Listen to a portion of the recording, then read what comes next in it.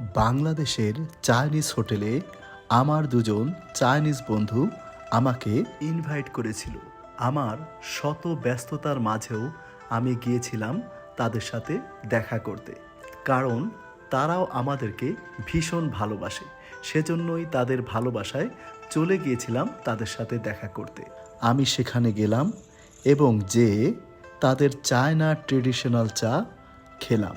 আশ্চর্যজনক বিষয়, এই গোল গোল ছোট পাতা গরম পানিতে পড়ে কিভাবে ফুলে ওঠে এবং তা কত সুন্দরভাবে পরিবেশন করা যায়, সেটা ছিল এক অসাধারণ মুহূর্ত।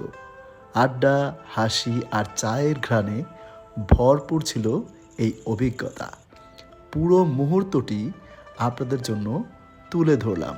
চায়নার মানুষ খাওয়া দাওয়ার পরে এই গ্রিন টি খাওয়া অনেক বেশি পছন্দ করেন।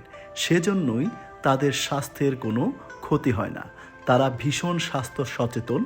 ভিডিওটি কেমন লেগেছে অবশ্যই কমেন্ট বক্সে জানাবেন।